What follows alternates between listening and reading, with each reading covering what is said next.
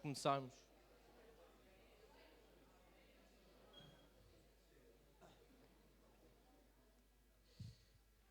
Bom dia a todos. Em primeiro lugar, queremos agradecer em nome da Escola Básica e Secundária Ferreira de Castro aos nossos 4 ilustres convidados, bem como o tempo disponibilizado para poderem estar aqui hoje. De igual modo, saudamos também a plateia e esperamos que esta sessão vos seja muito útil no vosso futuro profissional. Esta sessão resulta do trabalho que temos vindo a desenvolver ao longo do ano, no âmbito do nosso projeto DAC, cujo tema é o mundo do trabalho. Esta palestra estará dividida em 3 partes. Num primeiro momento, os nossos convidados vão fazer uma breve apresentação pessoal, bem como das suas áreas de trabalho, que são o marketing, a advocacia, os recursos humanos e a contabilidade. Num segundo momento, iremos colocar algumas questões aos nossos convidados para saber mais informações sobre as suas áreas profissionais.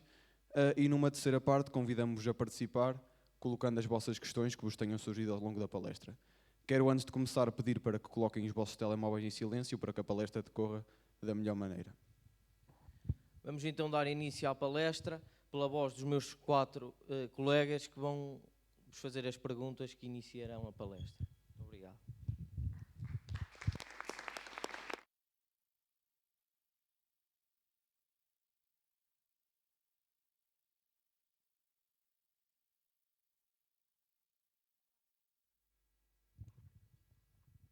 Olá, passamos então a palavra à primeira convidada, a doutora Sónia Soares, que nos vem falar um pouco sobre a sua experiência na área profissional da contabilidade.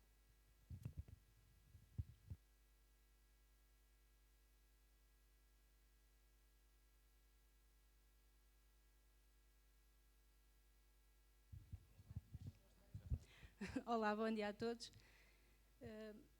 Eu trabalho na área da contabilidade e não só. Eu tenho um escritório de contabilidade e mediação de seguros. Contabilidade, sinceramente, foi aquilo que eu pensei que ia fazer. O que eu queria seguir era economia e, entretanto, a contabilidade veio por acréscimo. O que eu faço é contabilidade das empresas, dou apoio às empresas, quer assessoria fiscal, quer na contabilidade propriamente dita, e ajudo os meus clientes em tudo aquilo que eles precisarem. Agora vamos ouvir o convidado Dr. Pedro Simões, que nos vem falar sobre a sua experiência enquanto profissional na área do marketing.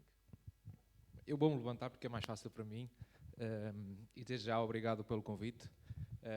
Como já estive do outro lado, sei um bocadinho também o que é importante estas palestras, estas ações, estas divulgações, no sentido de nós definirmos o nosso caminho e definirmos também qual é que será os próximos passos, com a ajuda dos professores, com a ajuda de colegas, com a ajuda de amigos e da família, que é fundamental. O meu trabalho é muito mais do que marketing. Eu costumo dizer que hoje em dia, quem me reconhece o meu trabalho dentro de portas, porque para fora nós passamos uma mensagem, para dentro temos outro tipo de mensagem, faço muito mais do que marketing. Faço gestão de pessoas, faço gestão de equipas, tenho que analisar vendas, tenho que definir estratégias com as compras, tenho que analisar KPIs, indicadores de performance ligados à logística que têm implicação na estratégia de marketing. Portanto, é muito mais do que marketing hoje em dia. E vou falar nisso mais à frente, que é uma das perguntas. Mas, basicamente, sou o diretor de marketing do grupo da Flux, o Fluxo Real. Tenho empresa em Portugal, Brasil, Marrocos, Moçambique, Cabo Verde. E tenho outra empresa do grupo, que é a Valpec, que é uma empresa com mais de 35 anos, com sede em Balcâmara, com uma área ligada mais ao retalho, ao comércio, basicamente como o slogan diz, se há nós temos, tem tudo para animais, se tem todos, vocês certamente gostam muito de animais, bricolage, ferramentas, máquinas, e a minha função aí, além da parte também de definir algumas estratégias de loja, a nível de comunicação e marketing, é também, neste momento, estamos com muita força na área do e-commerce, na loja online e vendas online, diretamente para a Amazon, para Vorten e nosso próprio loja online, e cabe a mim também definir as melhores estratégias para aumentar resultados e melhorar a notoriedade da marca. Como eu disse, onde eu cheguei agora é um longo percurso, vamos certamente falar dele, mas para resumir aquilo que me perguntaram, em termos daquilo que faço dia a dia, é muito definir estratégias e assentos num plano feito, neste caso já nem fazemos anualmente ou a 3 anos como antigamente, porque as coisas estão a mudar com velocidade, como vocês sabem, muito rápida. Depois há outras variáveis que nós não controlamos, como pandemia, guerras, aumentos de preços, aumentos de transportes, e tudo isso implica uma rápida ajuste, e aquilo que eu posso definir enquanto estratégia de marketing e diretor de marketing é que eu tenho que ser uma pessoa moldável, adaptável e muito resiliente nos tempos de hoje. E portanto vamos falar sobre isso também enquanto característica profissional de uma pessoa que quer seguir a área da comunicação e a área do marketing.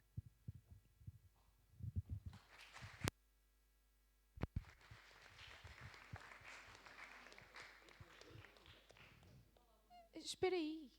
Damos agora a palavra à convidada, a doutora Sandra Martins, que nos vem falar sobre a sua experiência enquanto profissional na área da advocacia.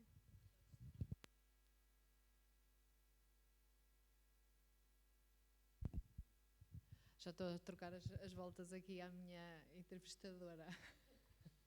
O meu nome é Sandra Martins, tenho um nome profissional que é obrigatório na minha área, Sandra Luísa Martins. Trabalho em Oliveira das Meias, tenho um escritório no centro de Oliveira das Meias. Sempre trabalhei aqui em Oliveira das Meias, como advogada, primeiro sozinha, agora tenho uma sociedade há cerca de 10, 11 anos, com outra colega. Tenho recebido alguns estagiários, alguns advogados estagiários, e além disso tudo sou mãe de 2, um jovem e uma pré-adolescente, que são alunos aqui da escola, e áreas que nós também, e que eu acho que são muito importantes também na área da advocacia, temos que ter um pouco de tudo, assim como aqui o Dr. Pedro, não estou a trocar o nome, para não, disse, qualquer um de nós que trabalhe com as pessoas diretamente, que é o caso, tem que estar preparado para muitas coisas. Eu costumo dizer que tenho tenho alguns cursos que tiro por experiência, psicologia, assistente social, psiquiatra e principalmente padre. Pronto, isto são algumas das coisas que, e mais à frente se calhar falaremos nelas, que serão muito importantes a meu ver, e por isso é que eu ainda continuo nesta área e continuo a exercer a advocacia para se fazer uma advocacia e para exercer esta profissão de forma inteira. Mas depois, se calhar à frente, eu já sei que a minha entrevistadora tem ali muitas perguntas e está muito preparada, por isso eu vou passar a palavra. Obrigada.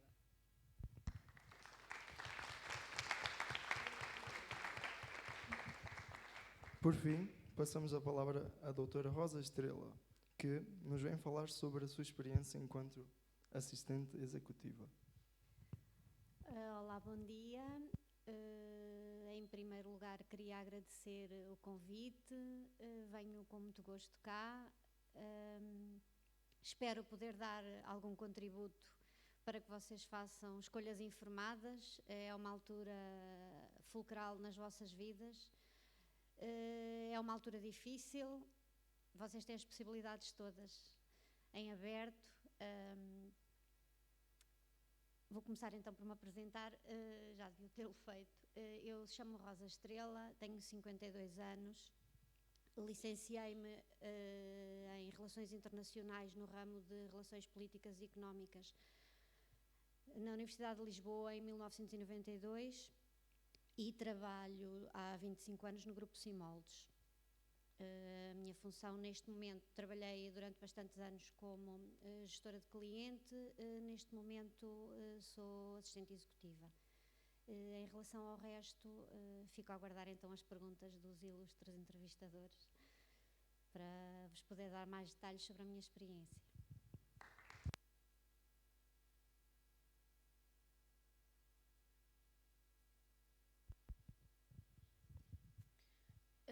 Doutora Sónia Soares, nós gostaríamos de saber que curso frequentou no secundário e qual foi a licenciatura que tirou.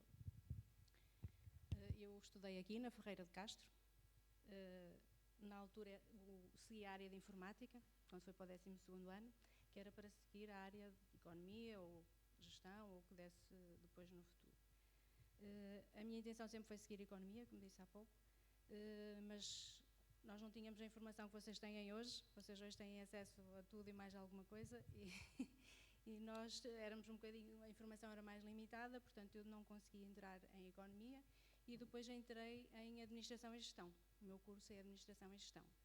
Como temos bastantes disciplinas de contabilidade, agora permite o exame à ordem dos contabilistas, mas na altura, como a ordem também ainda se estava a acabar de formar, portanto nós podíamos apresentar o conteúdo das cadeiras e candidatar-nos, portanto, à ordem, e eu consegui sem fazer exame. Daí sou contabilista certificada.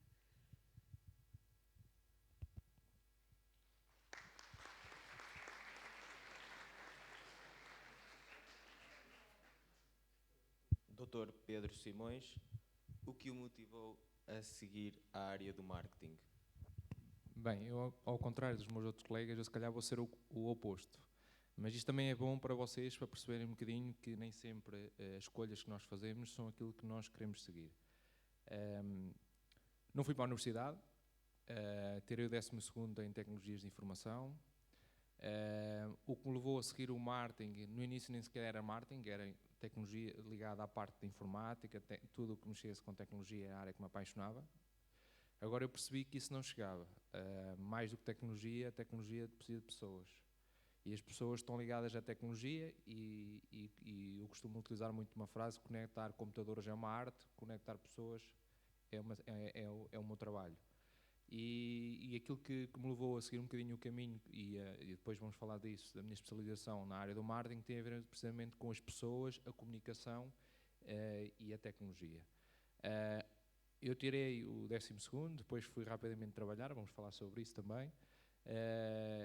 Passei por vários projetos, mas mais do que isso, eu fui sempre investindo tudo o que pude na minha formação, com cursos internacionais, seja no Brasil, seja nos Estados Unidos, seja com os profissionais que eu identifiquei nos últimos 10 anos que pudessem aportar valor à minha formação e que me pudessem acelerar o caminho durante os próximos anos, que eu pudesse estar na pole position, digamos assim, na área que eu trabalho. E isso foi a base um bocadinho do sucesso e do trabalho e daquilo de eu ter chegado aqui. Foi um bocadinho ter estado rodeado das pessoas certas, no momento certo, na tomada de decisão.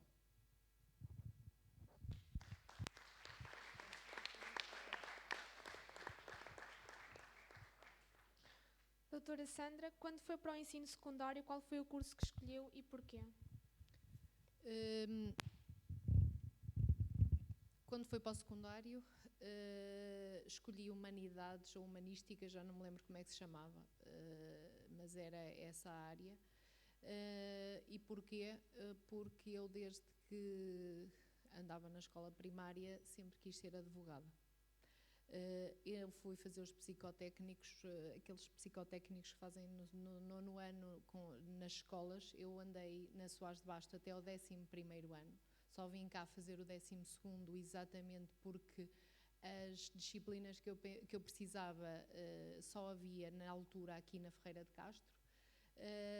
De resto, andei sempre na Soares de Basto, fiz esses psicotécnicos que deram uma área de contabilidade, economia, gestão, e que por isso simplesmente não me interessou seguir esses psicotécnicos. Os professores ainda, porque eu estive na área de contabilidade no 9º ano, tínhamos ali uma parte mais específica, e era a turma de contabilidade, e o professor, que era o diretor de turma, dizia muitas vezes ao meu pai que eu deveria seguir economia ou gestão no secundário. Ao contrário disso e de todas as expectativas dos professores na altura e dos meus pais também, porque no final do meu curso de Direito disseram-me o que é que gostavam que eu fosse, eu segui Direito, foi para Humanidades, que era aquilo que eu queria, o meu foco a partir do 10º ano, que é isso que eu acho que a maior parte de vocês hoje em dia, apesar de terem muitas ajudas, de terem muita informação, não têm um foco. Entram para o 10º ano para terem notas, mas não sabem bem para quê. E isso eu noto aqui na Ferreira de Castro, porque eu tenho um filho no 12º ano e noto que, não por ele, mas por os amigos e pelos colegas que estudam a sério, estudam muito, mas não sabem bem ainda o que é que querem ser. E eu foquei-me nisso. Eu entrei no 10º ano, ao contrário até ao 9º, e decidi estudar. Estudar porque eu queria Direito e queria entrar em Direito na Universidade de Coimbra, porque era aquilo que eu já tinha ouvido falar, e por isso foi essa a escolha e foi aquilo em que me foquei.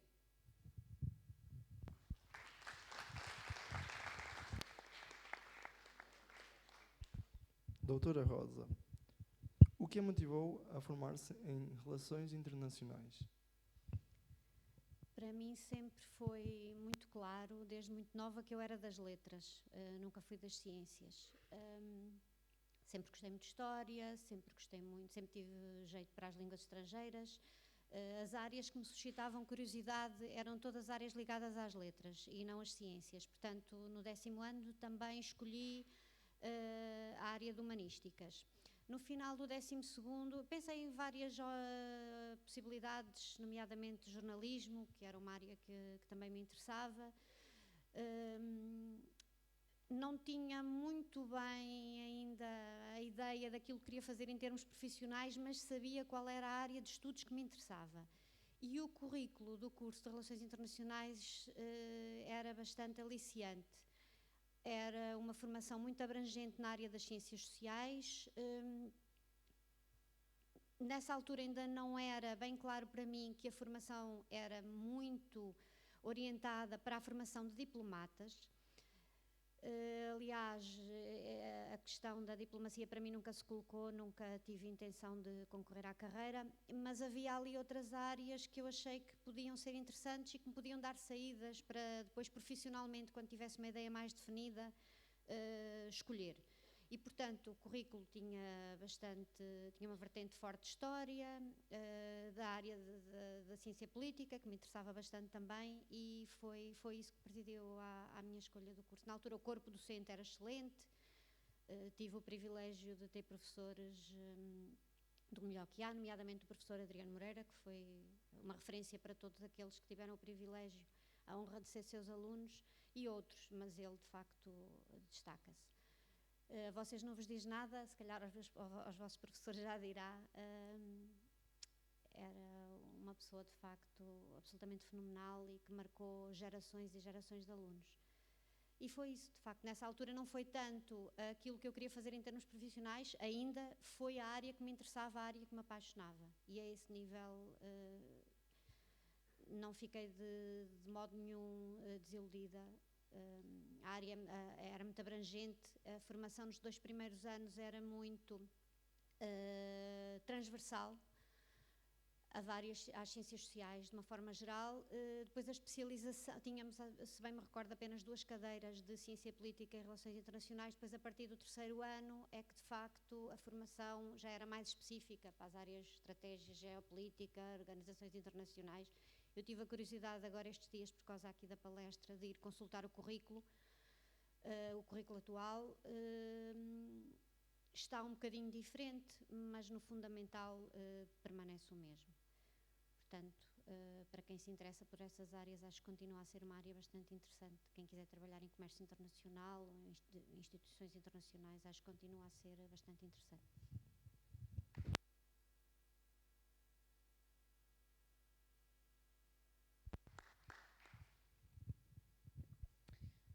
Doutora Sónia Soares, nós gostaríamos de saber como é que foi a sua passagem pela universidade, se gostou, se não gostou.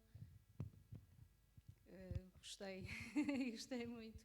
É uma experiência de vida completamente diferente. Nós saímos do conforto da nossa casa, da companhia dos nossos pais, vamos para longe.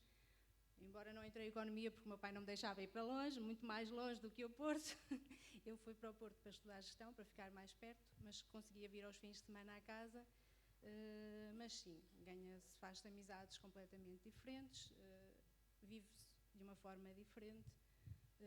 Passam-se momentos fantásticos porque aprendemos a ser autónomos, no fundo, deixamos de ter o pai e a mãe para nos acompanhar no dia-a-dia, ganha-se outras vivências e, como disse a colega, eu tive também um semestre na noite. Quando eu entrei no primeiro semestre à noite e nota-se as dificuldades de quem trabalha e quer estudar à noite e nós ganhamos também aí uma experiência diferente, porque percebemos que andamos ali com um objetivo que é focar-nos naquilo que nós queremos ser e temos que nos esforçar. Portanto, eu depois, quando passei para o dia, o esforço, ao ver aqueles que trabalhavam de dia e estudavam de noite, eu tinha que, quando passasse para o dia, que me continuar a esforçar, porque não conseguia trabalhar e estudar, se calhar, digo eu.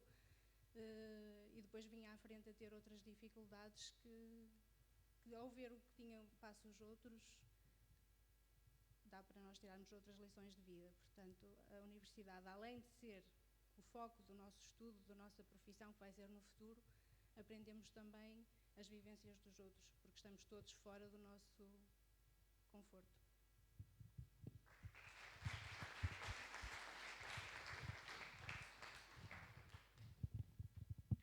Dr. Pedro Simões, já que referiu que teve experiência no estrangeiro, queria aproveitar para perguntar quais as principais diferenças do marketing em Portugal e lá fora. Isso é uma pergunta muito extensa, mas vou tentar resumir. Primeiro, respondendo à tua pergunta, a minha experiência internacional advém da minha família, que nós temos uma cerâmica ligada ao tijolo, e eu, para implementar aquilo que fui aprendendo ao longo do tempo, decidi, por autorrecriação, sem qualquer remuneração e sem vontade de ir para lá trabalhar, porque esse não era o meu objetivo, mas queria ajudar e que percebessem qual é que seria o caminho nos próximos tempos. Decidi fazer algumas coisas por iniciativa própria, a nível familiar, para a empresa. E o meu primeiro contacto com o estrangeiro foi através de uma plataforma que certamente já vos diz muito e que vos vai ajudar daqui para a frente, que é o LinkedIn, há cerca de 7 anos atrás, quando eu começo a fazer basicamente comércio internacional, estratégia de vendas, apresentar a empresa em grupos estratégicos, seja na África do Sul, seja no Líbano, seja na Argélia, seja em Marrocos, que eram mercados que nos interessavam. A abordagem internacional nunca tinha sido feita pela empresa, nem sequer tinham nenhum cliente internacional. Nem nunca, e na prática, para eles ir ter um cliente internacional significava ir a uma feira, fazer uma exposição, fazer uma visita internacional. Hoje em dia isso já não é necessário, continua a ser importante, mas hoje temos um acesso e um contacto direto e conseguimos ter acesso a leads de negócio, a potenciais clientes, a oportunidades de negócio a 3 cliques. É preciso estar preparado para essas oportunidades e estar preparado para os desafios que isso acarreta. Contudo, hoje em dia, essa experiência que eu tive com o internacional mostrou-me que, na altura, eu consegui mostrar à empresa e ao meu pai e ao resto da família que era uma questão de estratégia, era uma questão de planeamento e era uma questão deles quererem. E depois organizarem-se internamente para conseguir oferecer o produto a tempo correto, com preços corretos, com logística certa. E esse primeiro contacto foi o contacto com o Líbano, onde hoje em dia o maior cliente da empresa e o primeiro cliente da empresa a nível internacional continua a ser esse cliente que eu arranjei há cerca de 8 anos atrás, por autorrecriação, e que continua a ser o melhor cliente da empresa e aquele que dá melhores, paga melhor, compra melhor e veio com um custo de aquisição. O que eu quero dizer com isto, com custo de aquisição, de 0 euros para a empresa, porque não houve esforço comercial, não houve investimento de feira, não houve investimento de visita, não houve todo esse envolvimento. Ao fim e ao cabo, eles perceberam que o caminho tinha que ser mudado e tinha que ser definido de forma diferente. Esse foi o primeiro contacto que eu tive com o mercado internacional, a minha experiência entre o marketing e o digital e como é que havia oportunidades com o mercado internacional. Na segunda oportunidade do mercado internacional, entra aqui numa fase do meu trajeto, que certamente também vai-me colocar essa questão. Quando aos 23 anos eu crio uma agência de marketing digital com mais 2 pessoas, tive essa agência durante 7 anos. Durante esses 7 anos tive alguns clientes internacionais, desde a indústria, à farmacêutica, E, portanto, eu tive que adaptar-me também a essas necessidades, e aquilo que eu sinto, e respondendo também nesse contexto mais do marketing, quais são as grandes diferenças entre Portugal e os mercados internacionais, é simples eles sabem muito bem o que querem e para o que vão. E nós muitas vezes aqui nós só tiramos areia e vamos ver o que é que isto dá, ou seja, não há aquele foco, aquele risco de tomar uma decisão sabendo que pode dar certo ou pode não dar certo, mas eles tomam a decisão. E aqui nós muitas vezes estamos 3 meses para tomar uma decisão, quando muitas das vezes, quando vamos tomar a decisão, o timing já passou. E isso no marketing e hoje em dia nos negócios, há o timing to share, há o timing to market, e hoje em dia é fundamental tomar decisões rapidamente, porque as oportunidades passam muito rápido e os negócios é mesmo assim. E o que eu sentia de grande dificuldade entre o mercado internacional e o mercado português é que eles são muito exigentes, mas eles sabem muito bem o que querem, e quando fazem um projeto ou quando fazem um briefing de um projeto, eles reúnem toda a documentação e preparam um briefing, uma documentação muito detalhada para que nada falhe durante o decorrer do projeto. E aqui eu sinto muitas vezes que nós, durante o projeto, é que ainda andamos a definir certas determinadas coisas. Pronto, isso foi a grande diferença nos projetos de marketing e os projetos de comunicação durante a agência.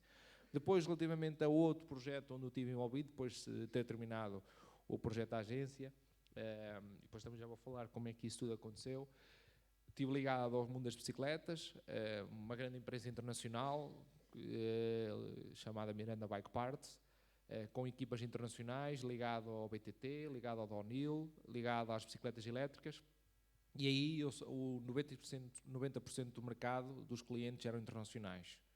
Comunicação em inglês, apoio ao cliente em inglês, conteúdos em bilíngues, feiras internacionais, e aí o grande desafio foi esse. O grande desafio de eu ter aceitado esse projeto foi precisamente até porque eu queria ter uma experiência internacional cada vez mais forte e mais enriquecedora, porque sabia que isso era fundamental para eu também evoluir, especialmente nos mercados da Alemanha, mercado Países Baixos, e esse mundo ligado à parte internacional com o desporto e a parte da cultura da empresa, em termos do tipo de produto que tinha, aliciava-me. Portanto, esse foi o grande desafio. Aí o grande desafio foi perceber que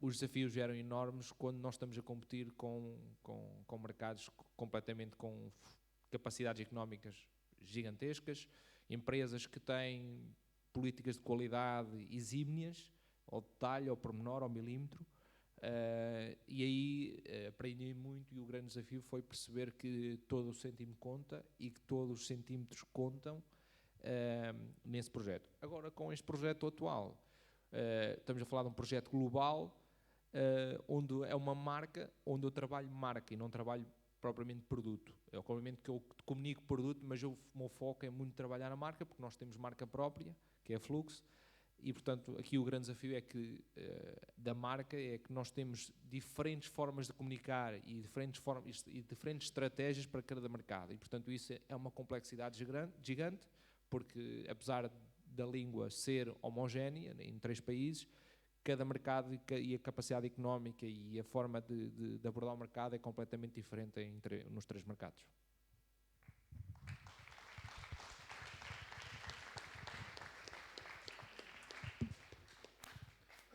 Doutora Sandra, em que universidade estudou e que outras universidades considerou na altura? E quando chegou o momento de fazer essa escolha, como é que tomou a sua decisão? Eu estudei, como disse há bocado, na Faculdade de Direito da Universidade de Coimbra. Na altura em que eu me candidatei, só havia 2 faculdades públicas que tinham direito, que era a Faculdade de Direito da Universidade de Coimbra e da Universidade Nova de Lisboa. Depois só tínhamos as opções das privadas. A minha escolha sempre foi Direito em Coimbra, era aquilo que eu queria, era entrar na Faculdade de Direito na Universidade de Coimbra, era aquilo que eu ouvia dos meus colegas dos anos anteriores, que gostavam, que era a universidade mais bem cotada tínhamos os grandes professores, todos davam aulas nessa faculdade, aqueles que nós vemos agora, e se alguém vai para Direito, ainda vai encontrar livros dos meus professores que já eram velhos, mas eram as grandes cabeças do direito em Portugal, e por isso era a minha escolha e era a minha preferência.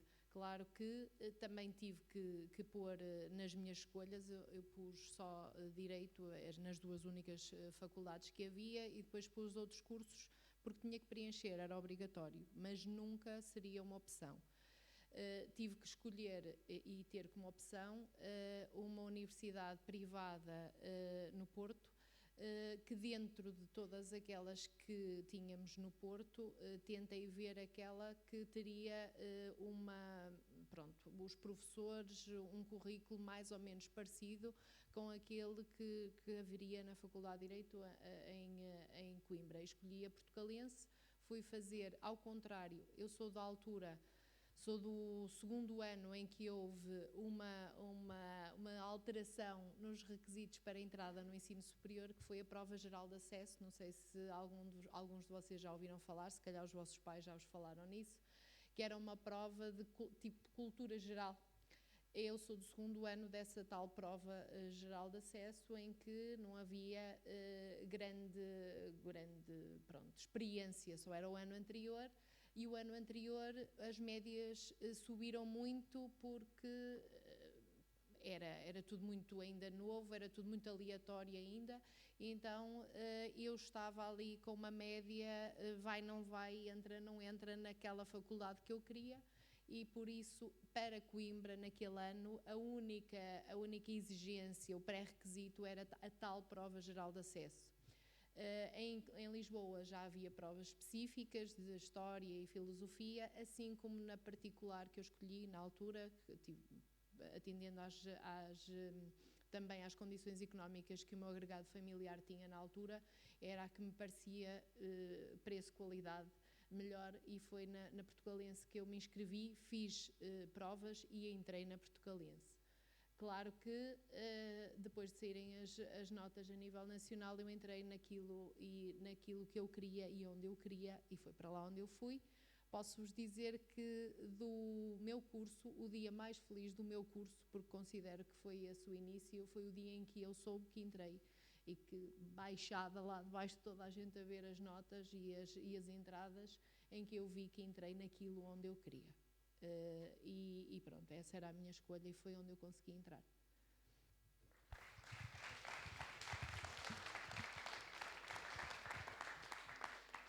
Doutora Rosa, sabemos que estudou fora do país. Poderia nos dizer como foi essa experiência e se acha benéfico para nós, alunos, estudar fora do país, caso haja essa necessidade? Essa experiência tive um ano na Alemanha, estive um ano na cidade de Heidelberg, que é uma cidade universitária, é das universidades mais antigas da Europa, se não a mais antiga, uma cidade lindíssima, uma cidade que não foi destruída na Segunda Guerra Mundial, não foi bombardeada, porque o comandante militar da área americano tinha estudado lá e não deixou bombardear. Isto é só uma curiosidade. Se tiverem a oportunidade de visitar Heidelberg, é maravilhoso. E a universidade é muito conceituada. Portanto, eu no fim do primeiro ano da faculdade estava um bocadinho perdida.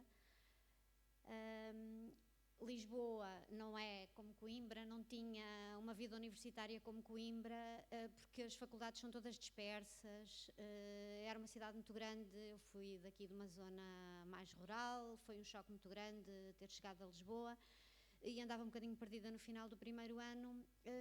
Eu na altura frequentava o Instituto Alemão e surgiu a oportunidade de ir para a Alemanha durante um ano, trabalhar como au pair e estudar alemão. Eu não sei se vocês sabem o que é au pair, eu acho que agora é uma coisa que não se faz assim muito. Fui para casa de uma família que tinha 4 filhos, de manhã ajudava a tomar conta das crianças e à tarde estudava. e tive a oportunidade de concluir o meu curso de alemão. Portanto, aquilo que eu faria aqui no Instituto em vários anos, eu lá num ano letivo consegui fazer, fiz o exame. Ir para o estrangeiro naquela altura não é como é agora. Eu sei que vocês não conseguem imaginar o que é uma vida sem internet, sem telemóveis e sem euros, mas quando eu tinha a vossa idade era o mundo em que nós vivíamos. Portanto, eu apanhei um comboio em Lisboa sozinha, fui de comboio para a Alemanha, era uma autêntica aventura. Portanto, não tem nada a ver com a realidade. Imaginem o que é vocês saírem de casa sem... tínhamos que levar francos, parávamos em Paris, tínhamos que mudar de comboio, não havia internet para ir ver como é que se ia de uma estação para a outra, portanto era com mapas em papel e mapas do metro, e depois chegar à Alemanha, como é que nós conhecíamos a pessoa que nos ia buscar, tínhamos combinado por carta como é que nos íamos encontrar, e foi uma experiência fantástica, foi determinante para a minha vida, marcou muito a minha vida, porque não é só a língua, não é só o estudo, é uma experiência de imersão total na cultura, numa cultura diferente. Eles vivem de uma forma... Eu fui parar a casa de uma família, por exemplo, que não tinham televisão, para mim era uma coisa totalmente extraterrestre, uma forma de viver e de estar completamente diferente. Depois, no curso de alemão, conheci pessoas de todas as nacionalidades.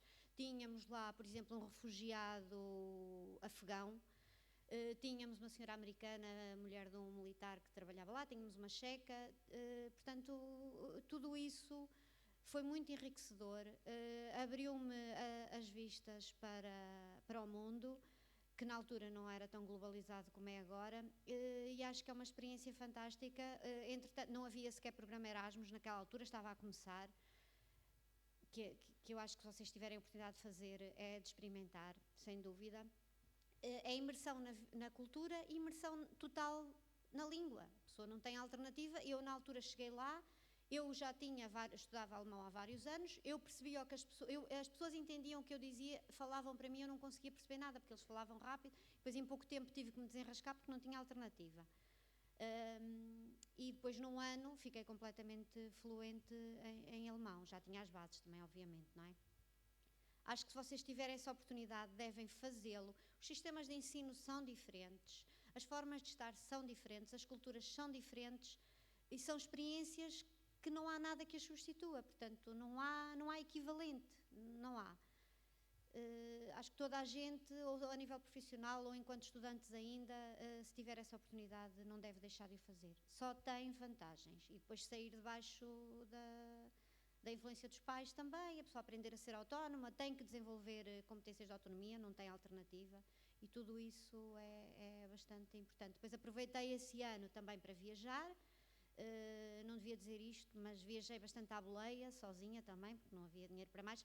Isso é o equivalente a um gap year, do que vocês agora têm a oportunidade de fazer os gap years, com a diferença de que eu não dependia dos meus pais durante esse ano. Portanto, eu, como trabalhava para essa família, a ajudar a tomar conta dos meninos durante a manhã, estava alojada lá em casa deles, recebia alimentação, recebia dormida e recebia pocket money, que era mais do que suficiente para as minhas despesas. Portanto, aproveitei durante esse ano para fazer o Interrail, viajei por vários países, fui a Berlim, na altura ainda havia o muro de Berlim, tive a oportunidade de ir a Berlim.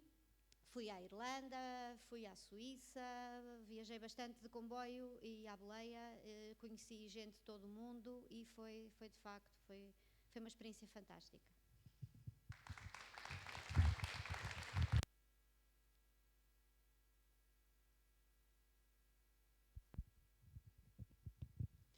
Doutora Sónia, nós gostaríamos de saber se a transição do ensino superior para o mundo de trabalho correspondeu às suas expectativas.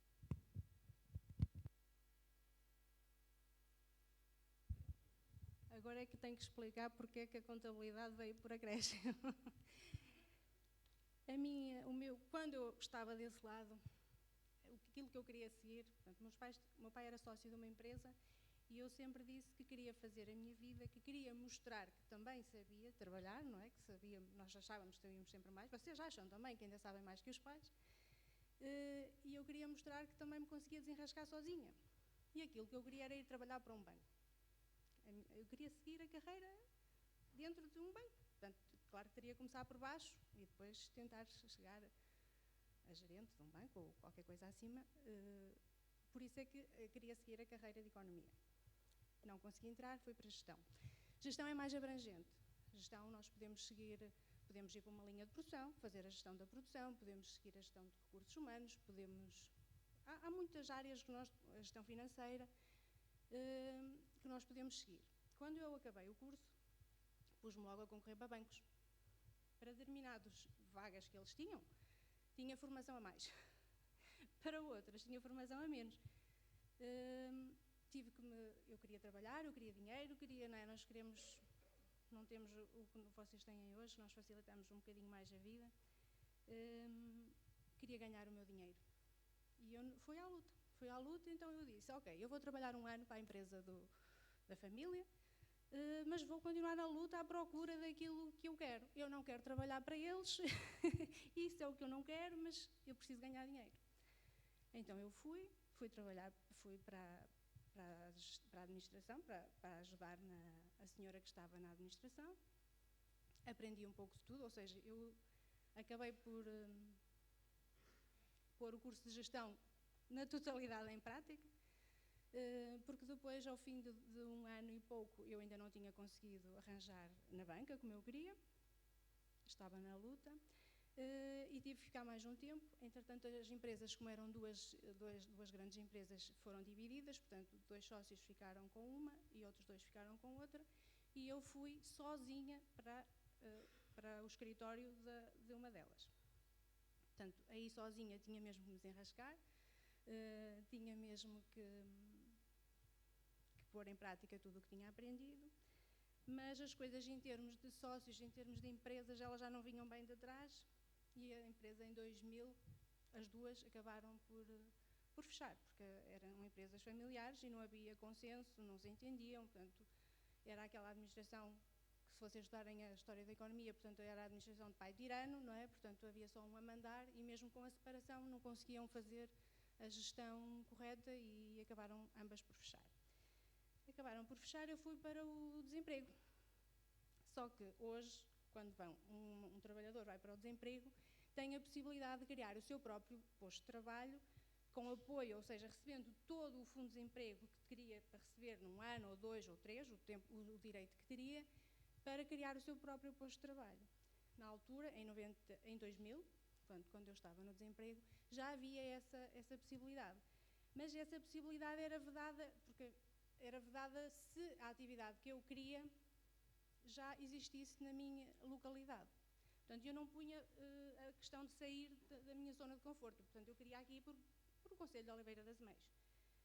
Então, eu fui ao centro de emprego, à reunião com o que eles propunham, e eu disse, olha, eu queria abrir a minha área de gestão, mas eu já sou, na altura chamava-se TOC, portanto, eu era técnica oficial de contabilidade, eu queria abrir um escritório.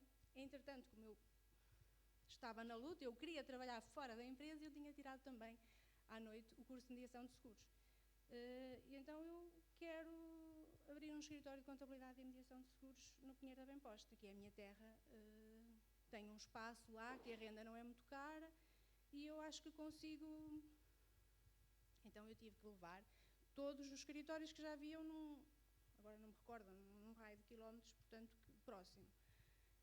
Qual o meu azar, no Pinheiro da Bem-Posta já havia 2, e na Branca, que é a freguesia ao lado, também já havia. E então, no centro de emprego disseram, esquece, daqui não leva um tusto. Mas, eu cheguei a casa e disse, bem, eles acham que eu não consigo? Vamos ver. Eu abri o meu escritório de contabilidade, no ano de 2000. Antes disso, o meu sogro, que entretanto já tinha casado, foi a um desses escritórios de contabilidade que havia lá na freguesia e disse-lhe, olha, a minha nora tem um curso as pessoas antigas nem sequer sabiam, não é? Qual era o curso? Dizia, olha, a minha nora é contabilista, você não tem uma vaga, porque eles tinham 5 ou 6 colaboradores na altura, não tem uma vaga para ela, é que ela, se não arranjar emprego, ela vai abrir um escritório. E a senhora disse-lhe assim, olha, gostava muito de ia colocar, mas não tenho trabalho para mais e tal. Mas ela vai abrir, ela tem a certeza. Olha que ela não vai aguentar nem meio ano. E o meu sogro, coitado, chegou a casa e disse à minha sogra, A minha sogra foi ter com o meu marido. Tu não deixas a rapariga abrir o escritório porque ela não vai conseguir, olha que fulano disse isto. E o meu marido disse-me, é isso que tu queres? Ok, vamos lá. Eu abri o escritório no ano 2000. Tive que ir à luta porque um escritório com 0 clientes é muito difícil. É só despesas. Nós temos que comprar programas informáticos, temos que comprar computador, impressoras. Na altura ainda era fax, porque não havia internet.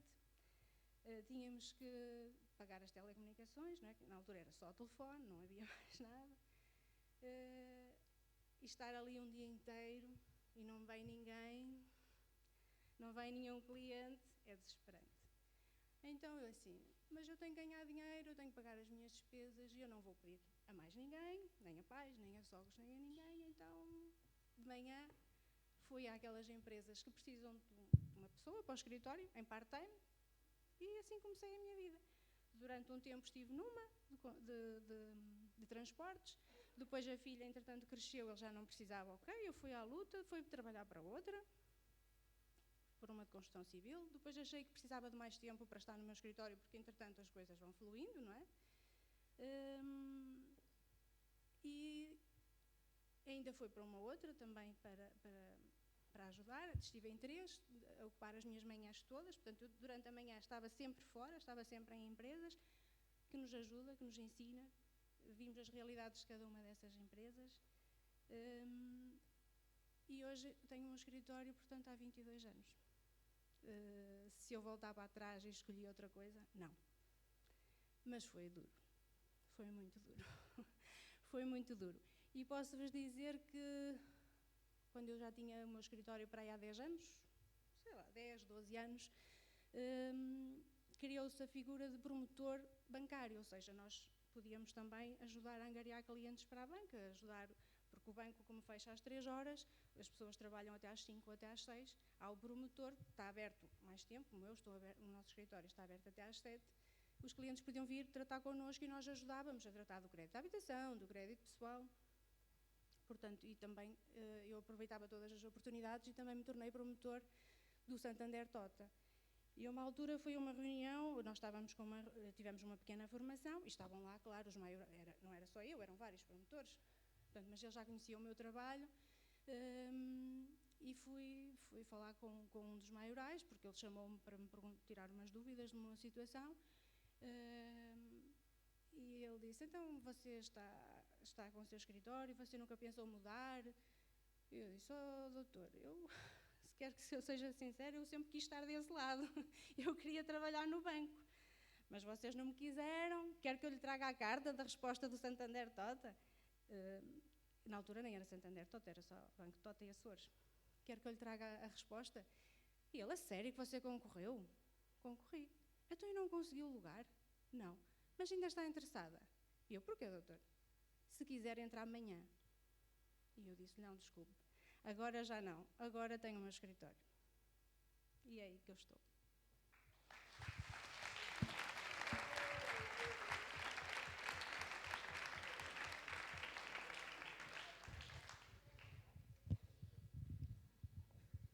Doutor Pedro, quais as características que, no seu ver, são necessárias para ter sucesso no mundo do marketing?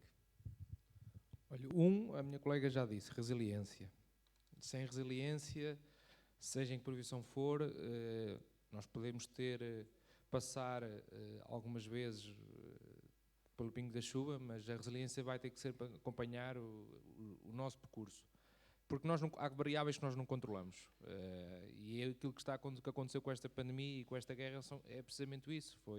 Se nós não tivermos resiliência ou uma capacidade muito grande de adaptação, nós vamos bater de frente com coisas que nós achamos que queremos que seja assim e às vezes temos personalidades diferentes de olhar para os problemas ou de os encarar.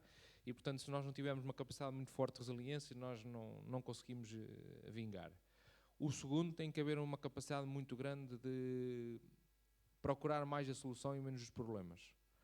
Obviamente que os problemas, quando digo problemas, problema não quer dizer que seja um um problema da empresa, um problema da pessoa. Pode ser um produto que não vingou, pode ser um cliente que fechou, pode ser estratégias de marketing ou comunicação que não funcionaram e que não tiveram um impacto nos resultados e nas vendas que nós pensávamos. Há uma série aqui de condicionantes. E aí eu costumo dizer que é pensar mais na solução logo do que pensar no qual é o problema que aquilo está a causar. Portanto, temos de ter uma capacidade muito grande de solucionar e de trabalhar para soluções e não para problemas. Porque problemas vão acontecer, muitos deles nós não estamos à espera que eles aconteçam. Vão acontecer durante o caminho.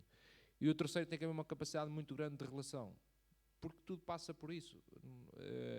E o maior conselho que eu posso dar, e aquilo que mais me ajudou durante o meu percurso, foram as relações. As relações que eu aproveitava todas as palestras, todos os eventos que eu fui, todos os cursos que eu fui, tudo servia para eu criar networking e criar relações e ficar com contactos, estabelecer contactos, porque eu não sei mais tarde ou mais cedo se esses contactos me iam servir, seja se podiam ser meus clientes, se me podiam ajudar a arranjar trabalho, se podiam ser meus fornecedores, e isso veio a acontecer em muitas situações ao longo do tempo, apesar de pensar, pronto, tenho 32 anos, mas já fiz um percurso muito grande, e aquilo que eu posso dizer é que a parte da relação, a parte da comunicação relacional é muito importante, seja em que área for, e temos aqui áreas completamente distintas, mas a base da relação é fundamental em tudo, porque isso parte logo depois para um outro ponto que é a confiança.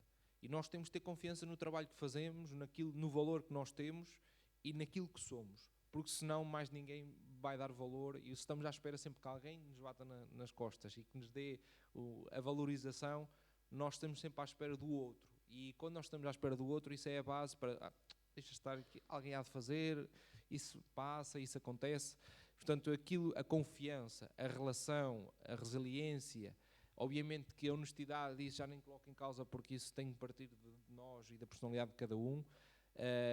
E depois, obviamente que na parte do marketing, nós temos que ser uma pessoa cada vez mais, eu não estou a dizer que temos que ser, como muitos defendem, nós temos que ser one-man show, mas temos que perceber um bocadinho todas as áreas, porque senão nós não conseguimos perceber o negócio. E eu acho que esse é o maior erro que as universidades cometem. E ontem eu estava a ouvir na RTP1 os apoios do Portugal 2030 e os PPRs, e focaram lá um ponto que é a aproximação das universidades às empresas e de levar a ciência, a tecnologia e o conhecimento das empresas para a universidade e a universidade para as empresas. E esse é o maior problema, porque nós focamos muito na parte do conhecimento, obviamente que há cada vez mais prática, mas esquecemos da parte relacional. E essa parte relacional e a parte de nós percebermos que nós temos que ser ao menos show, temos que perceber, como eu disse na primeira intervenção, eu não faço só marketing, nós temos que tocar um bocadinho em todas as áreas, porque só assim é que nós conseguimos perceber, primeiro, o outro lado do trabalho dos outros, e percebemos qual é o impacto que isso tem no resultado final do nosso trabalho. Pensar que só a pessoa que está a fazer a cirurgia, um cirurgião, que não tem que perceber como é que o enfermeiro coloca as peças logo no tabuleiro, qual é o fuso horário, qual é o tempo que demora, tudo isso conta para a preparação. E há bocado tem um professor de Educação Física, não é? É igual no desporto, se pensarmos que só temos que correr, não vamos ter sucesso. Nós temos que preparar, temos que ter uma boa alimentação, temos que ter uma boa preparação, temos que ter temos que dormir bem. Ou seja, nós temos que nos preparar em muitas áreas para conseguir perceber o negócio. Porque eu acho que esse é o grande erro dos cursos na universidade, é que se foca muito só na área e esquece que para nós trabalharmos aquela área nós temos que perceber um bocadinho de contabilidade, nem que seja ao mínimo, nós temos que perceber, fazer contas. E eu isso vejo muita gente na área do marketing, quando nós estamos a analisar números e parte analítica, em que os números são importantes para tomar decisões, não há essa base, ou seja, não há esse conhecimento de analisar números para tomar decisões. E hoje em dia o marketing, e nesta área da comunicação, o que não falta são ferramentas que nos dão tudo para a mão para tomar uma decisão. Tudo, ao detalhe, ao segundo, ao minuto, tudo.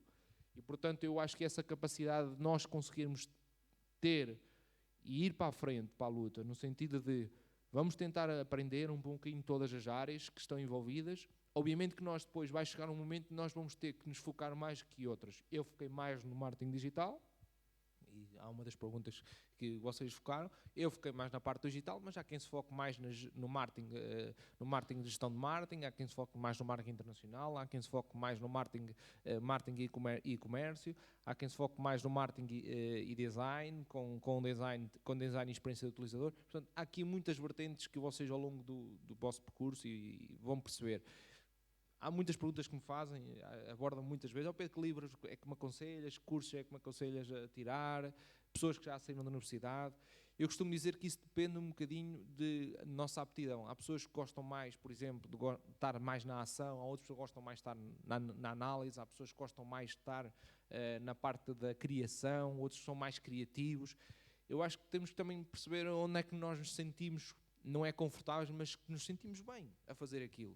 Obviamente que isso pode não acontecer para o resto da nossa vida e fazer sempre a mesma coisa.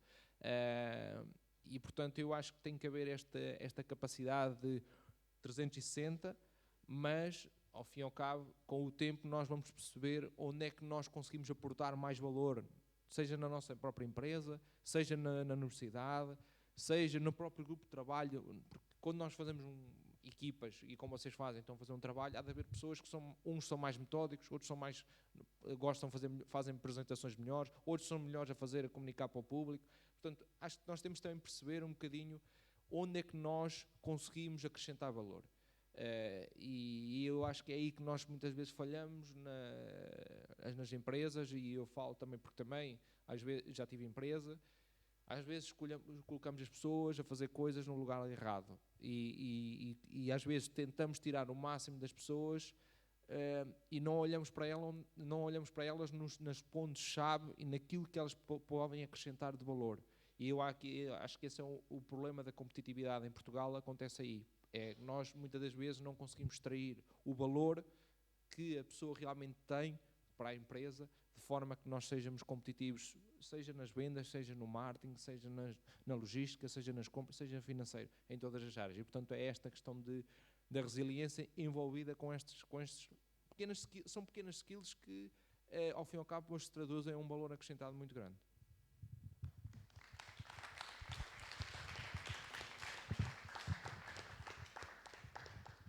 Doutora Sandra, como é que foi a sua experiência no seu primeiro trabalho e quais foram as dificuldades que enfrentou? O meu primeiro trabalho e único, eu sempre fui advogada. Nós saímos da faculdade, fazemos um estágio teórico logo a seguir ao curso, a tirarmos o curso, se quisermos seguir a advocacia, e foi aquilo porque eu optei inicialmente. Ainda me decidi andar ali enquanto fiz o curso, a parte teórica do estágio, ainda andei a estudar para os exames e matriculei-me nos exames para o SES, para o Centro de Estudos Judiciários, que é para seguirmos para juízes ou procuradores. Também me pus a estudar para registros e notariados, para seguir a carreira de conservador de registro civil ou predial, mas quando chegavam à altura dos exames eu achava-se, não é isto. Eu não quero ir para juiz, não quero ir para procurador, por isso eu vou continuar o estágio teórico e fiz o estágio teórico em Coimbra para exatamente fazer as aulas lá e ter ao mesmo tempo a possibilidade de ir estudando para essas situações, que depois não foram opção na prática, não fui fazer os exames para essas duas vertentes. Logo que acabamos o estágio teórico, fazemos um exame. Naquela altura fazia-se um exame, quem tivesse nota para isso, se fosse aprovado, passava à parte prática com um advogado à sua escolha. Nós é que tínhamos que arranjar o tal patrono que nos desse o estágio prático, que em Coimbra não foi possível. Os advogados tinham imensos estagiários, eram grandes escritórios que também não estariam muito interessados, e felizmente que eu não fiquei, porque os advogados estagiários, na maior parte desses escritórios, eram só meros consultores de processos, só liam processos, e lá tinham a possibilidade de ir assistir a algumas audiências para fazer o número suficiente, porque nós tínhamos nessa altura que intervir em audiências de julgamento, tínhamos que assistir a audiências de julgamento. No meu tempo de estágio era assim. Eu vendo isto e estas dificuldades, decidi voltar à terrinha, não é? Decidi voltar a Oliveira das Meias e tinha duas opções. Os meus pais conheciam de vista, não é? Dois advogados, um advogado muito conhecido, já com muitos anos de experiência, que eu só de ouvir falar nele já tinha medo sequer de lá aparecer, mas teria que ser, se fosse o único possível, e conhecia um advogado muito jovem ainda, que nem tinha idade sequer para assinar o meu estágio. Mas eu disse, se calhar é por aí, e foi por aí.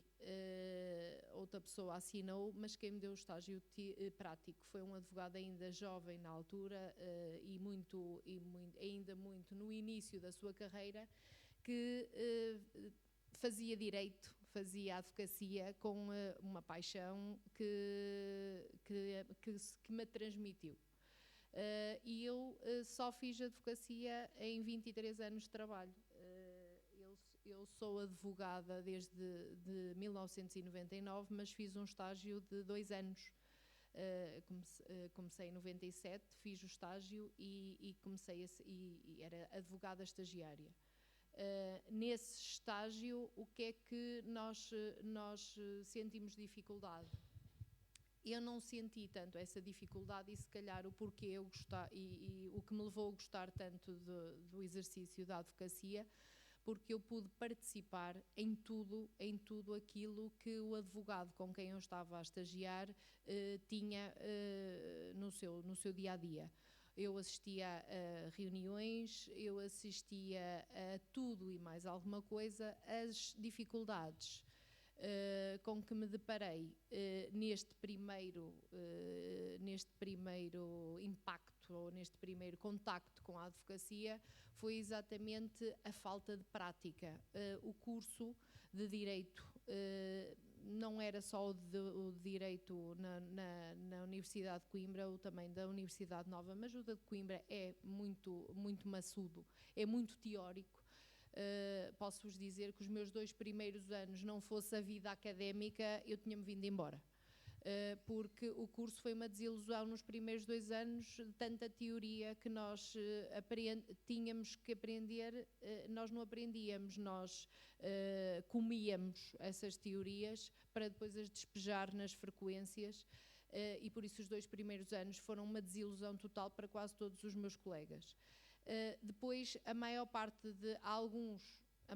deles eram filhos na minha turma, éramos cerca de 600 alunos no primeiro ano. Nós tínhamos aulas num teatro, em 2 ou 3 cadeiras, porque eram muitos, e depois muitos que deixavam as cadeiras para trás, exatamente por isso, porque eram maçudas, não nos dizia nada, e posso-vos dizer que pouco ou nada ajudou para a minha vida futura.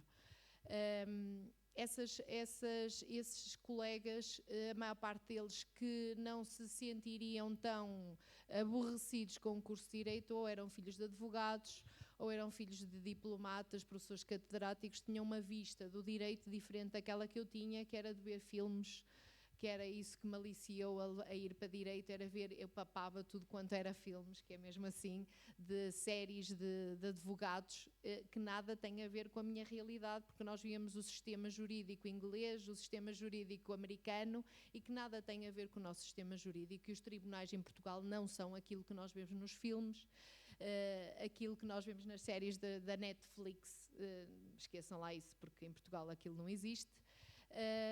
Mas pronto, aquilo que eu tirei, e a partir do momento em que eu comecei a ter os casos práticos, eu comecei a gostar mais do direito, do curso. Comecei com o direito do trabalho, que ainda hoje é uma das coisas que eu mais faço, é direito do trabalho, porque o professor que eu tive era uma pessoa muito prática, muito virada para os trabalhadores, faleceu há pouco tempo, o Dr. Jorge Leite era uma pessoa muito conhecida na área do trabalho, dos direitos dos trabalhadores, ele lutava muito por isso e foi uma das pessoas que me levou a gostar e a ver realmente aquilo que era o curso de Direito e que efetivamente poderia ter. E foi nessa área que eu tive alguns conhecimentos práticos que me ainda ajudam hoje, porque nós chegamos a um estágio e não sabemos nada. Nós sentimos-nos muito, muito ignorantes, porque nós na área do direito e na área da advocacia temos registros e notariados, temos muita coisa que ninguém nos ensinou na faculdade.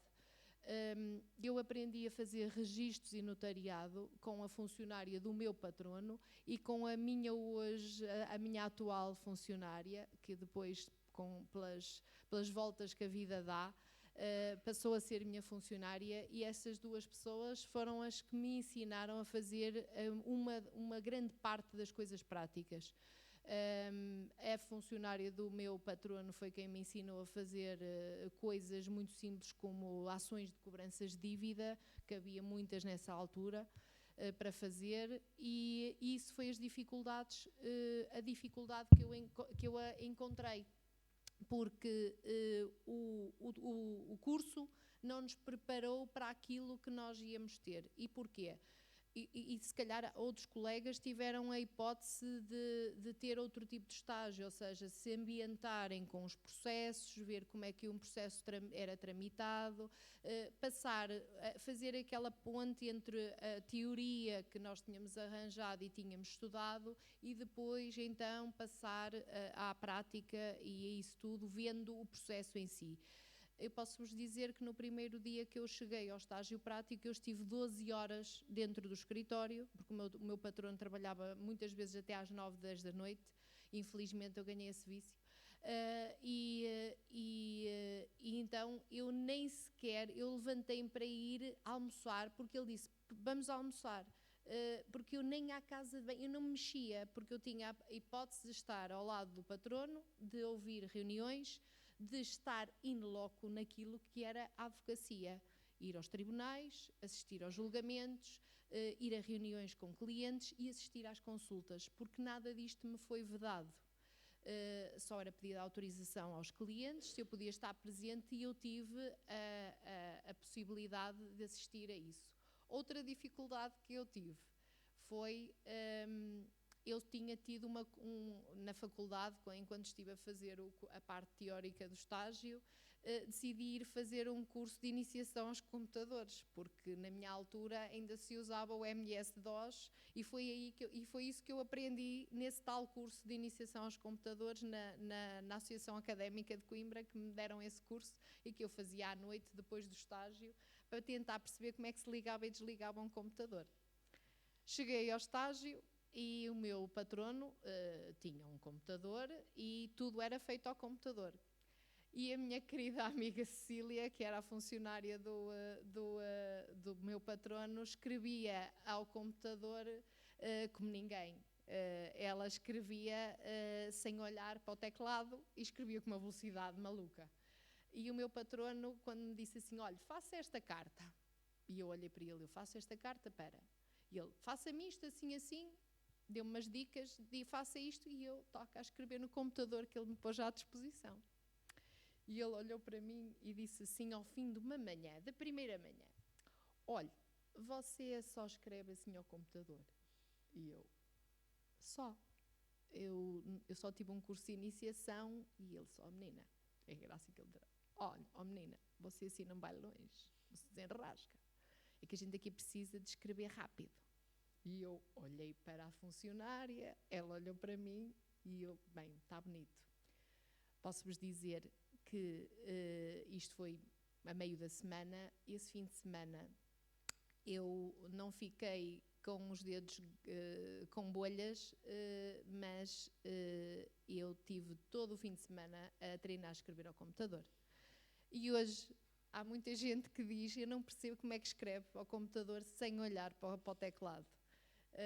E eu cheguei lá na segunda-feira e ele pediu-me para fazer novamente uma carta. E eu escrevi a carta e ele ficou a olhar para mim e disse: ouça, eu não sei, você pode não escrever grande coisa e não saber direito, mas olha que você já sabe escrever ao computador.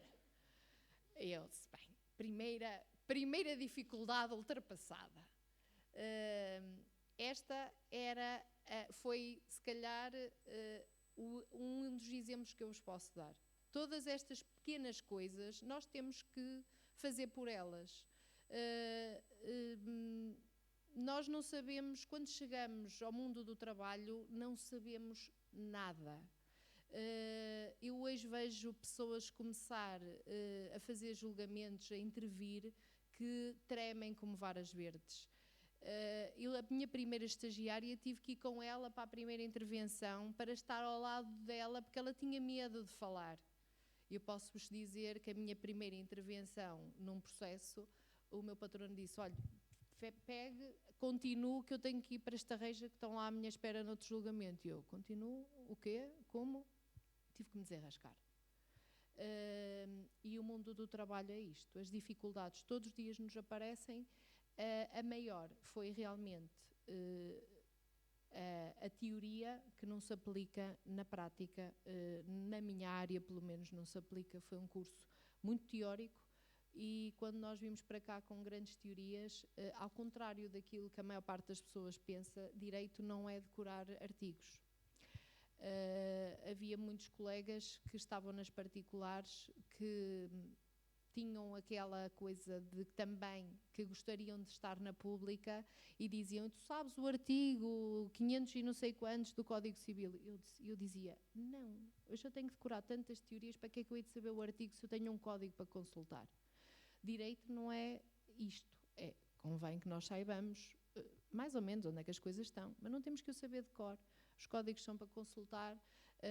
E nós temos que, outra coisa que nós temos que estar, e que é uma dificuldade para quem está na área do direito e na área da contabilidade e da gestão, a doutora Sónia também sabe, também certamente terá a mesma dificuldade, é que nós estamos permanentemente desatualizados.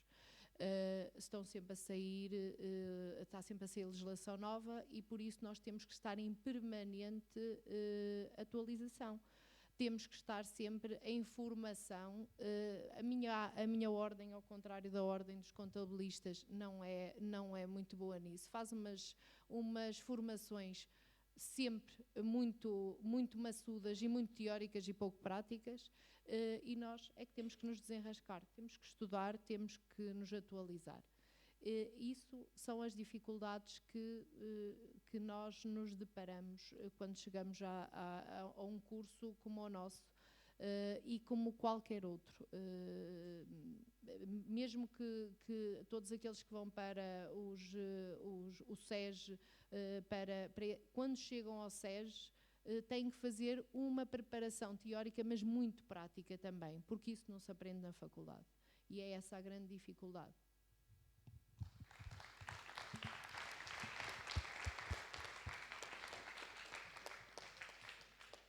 Doutora Rosa, sabemos que no passado foi gestora de conta cliente e agora exerce o cargo de assistente executiva. Pode dizer-nos que tipo de funções / tarefas fazem parte do cotidiano profissional de uma assistente executiva? Resumindo, uma assistente executiva é assim uma mistura de chefe de gabinete, assessor e secretária. Portanto, a maior parte dos meus dias típicos, são passados em reuniões. Eu assisto a reuniões, quer em nome próprio, quer em representação da gestão de topo com a qual trabalho e a quem me cabe reportar. Faço contactos, faço muitos telefonemas, respondo a muitos e-mails, faço algumas traduções também. Faço algumas viagens de trabalho, participo em feiras, faço também contactos com clientes, com fornecedores, coordenação de equipas internas, por delegação de tarefas, Preparação de dossiês, imaginem, há um assunto para se resolver e encarrega-me a gestão de topo de reunir a equipa, de dinamizar o grupo de trabalho e de dar feedback dos resultados de trabalho dessa equipa. Cabe-me também preparar os dossiês para análise da gestão de topo. Imaginem, recebo um contrato para assinar. Cabe-me ler o contrato, verificar se há alguma cláusula que possa ser mais crítica, fazer algumas sugestões para dar a assinar, porque evidentemente a gestão de topo não tem tempo de estar a fazer esse trabalho, cabe-me a mim a fazer essa preparação. Das feiras já falei.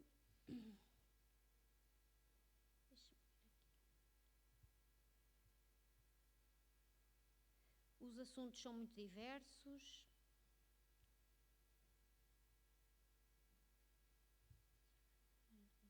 Organizar viagens e eventos, também tinha escrito aqui.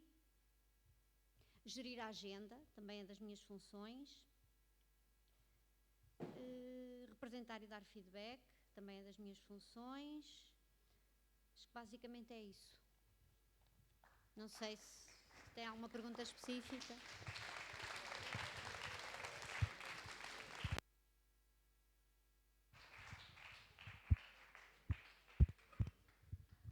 Então, o tempo passou depressa. Tínhamos mais perguntas, tínhamos muitas mais perguntas, mas também não podemos estar aqui. Certamente também terão outros compromissos. E eu ia só perguntar se os elementos da plateia, alguém tem alguma questão a fazer aos nossos convidados. Há ali uma questão.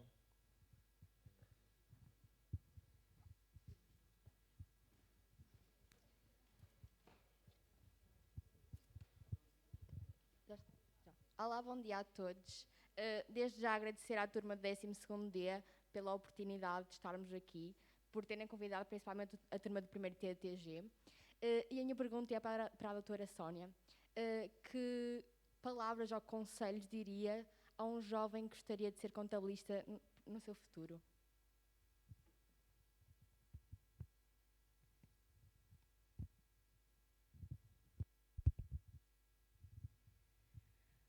Olha, quem quer ser contabilista no futuro tem uma tarefa muito árdua pela frente. Primeiro porque nós lidamos com os clientes, que são seres humanos, não é? E como ali disse a doutora, sou contabilista, sou psicóloga, às vezes até me apetece colocar lá aquelas doutoras da Segurança Social, não é? Temos que ajudar em tudo e mais alguma coisa, temos que dar apoio moral, porque às vezes eles também ficam desiludidos. E não é fácil.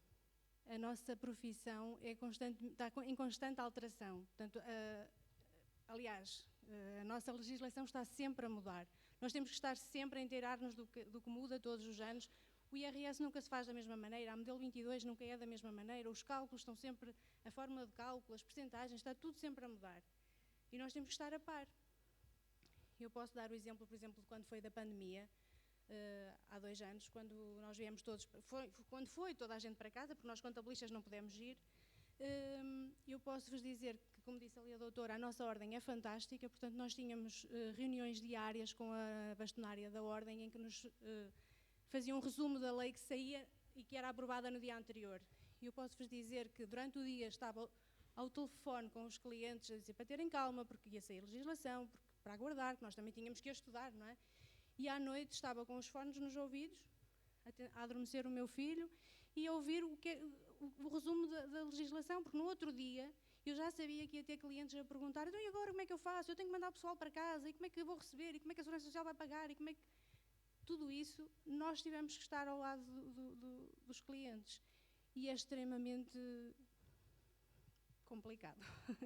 Ter a questão profissional, a questão pessoal e ainda por cima ter uma legislação em constante mudança é muito exigente. Portanto, é preciso coragem para ser contabilista hoje em dia.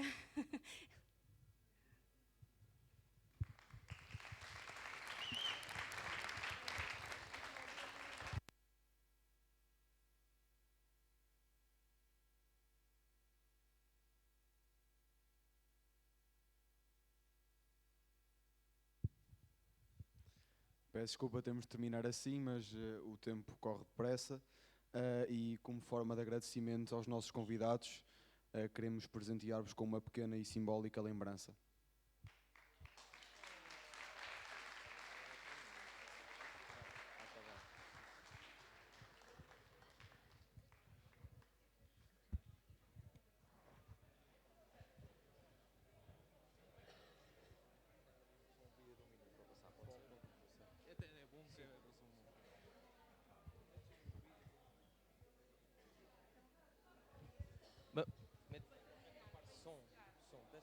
Peça aí som. Mete aqui som no microfone. Neste microfone, mete som. Som neste microfone. Para encerrar, vamos só ver aqui um vídeo que o Dr. Pedro Simões pediu para passar.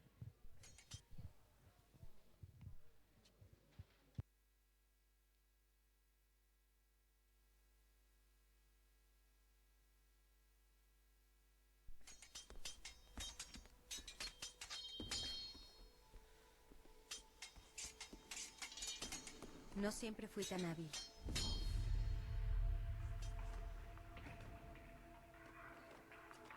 Tuve mucho que aprender.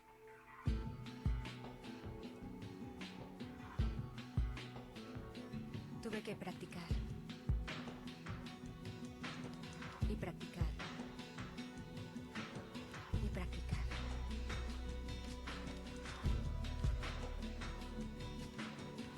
Hasta que un día mi sueño se hizo realidad. Sin duda no fue fácil, pero valió la pena.